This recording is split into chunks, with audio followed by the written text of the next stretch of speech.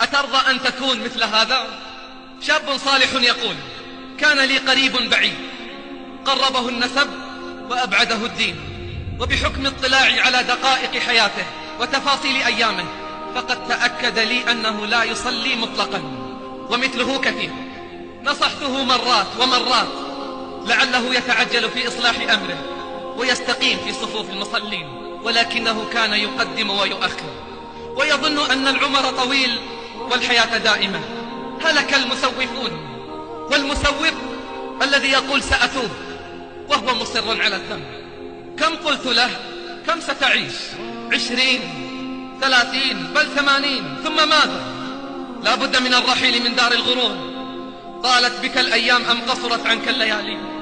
وفي ليلة لم يتوقعها، في ليل مظلم، استحوذ عليه الشيطان فأنساه ذكر الله، أطلق قدميه تركض في أوحال المعصية وأوزار الجريمة، ألهته الأماني وغرته نسمة الحياة وبهجة الدنيا، ومثله كثير.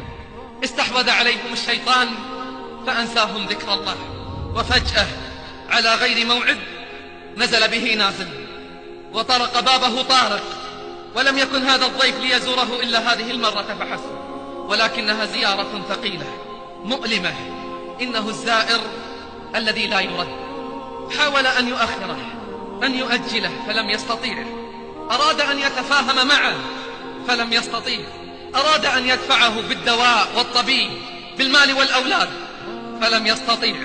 حاول بكل الوسائل الدفاعية فلم يستطيع. حيل بينهم وبين ما يشتهون. انتهى كل شيء. هوت آمال عظام وأحلام كالجبال، حشرج الصدر وضاقت الأنفاس وغادرت الروح، وأمامه أسئلة صعاب وجنة ونار. هلك المسوفون.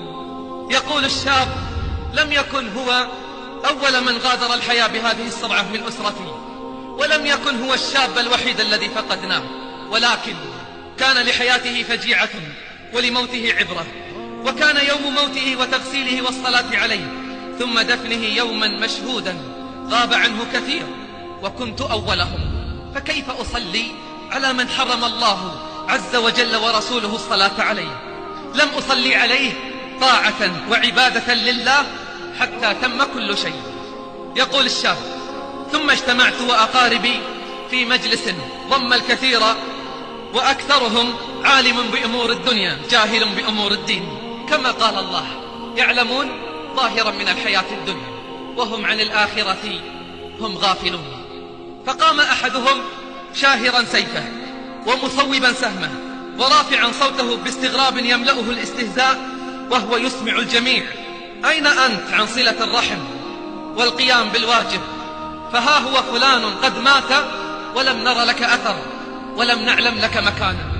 اتجهت نحوي العيون بالعتاب، وتحركت الأيدي تلوم، والألسنة تقول: أين أنت عن واجب الصلاة والعزاء؟ وأضاف أحدهم مستهزئا: تصلي وتصوم ولا تعرف حقوق القريب وواجبات الأسرة؟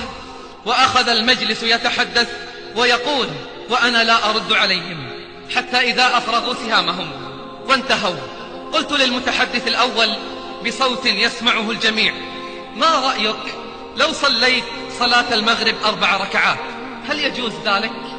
سكت ولم يجب، وهو يحرك حاجبيه ويهز يده باستغباء عجيب. كررت وأعدت السؤال وطلبت الإجابة منه بصوت مسموع حتى يسمع المجلس. قال لي بعد تكرار السؤال عليه 3 مرات: لا يجوز. قلت له: أحسنت، هذا أمر الله ورسوله، فنحن نطيع الله في هذا ونطيع رسوله صلى الله عليه وسلم. إن الكتاب والسنة يأمران أن لا نصلي على من مات وهو لا يصلي. وسماه كافرا. رفعت صوتي والحق يعلو ولا يعلى عليه، وأنا أفرغ سهما من كنانتي: هل أسمع كلام الله ورسوله وأطيع أمرهما، أم أسمع كلامك أنت وهرائك؟ استدرت نحو المجلس وأنا أقول: أمرنا أن لا نصلي على من مات وهو تارك للصلاة، ولا نغسله ولا ندفنه في مقابر المسلمين، ولهذا لم أصلي عليه سمعا وطاعة لله ورسوله. خيم صمت على المجلس وأغمدت السيوف، فقد ظهر الأمر واضحا جليا. قل جاء الحق وزهق الباطل إن الباطل كان زهوقا.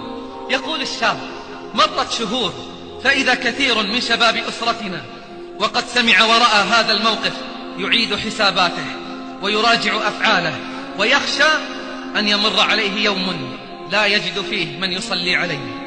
لقد كان هلاك هذا القريب رحمة لمن بعده وعبرة لمن خلفه، ولا يزال يتردد في جنبات المسلمين قول الله عز وجل: ولا تصلي على أحد منهم مات أبدا ولا تقم على قبره.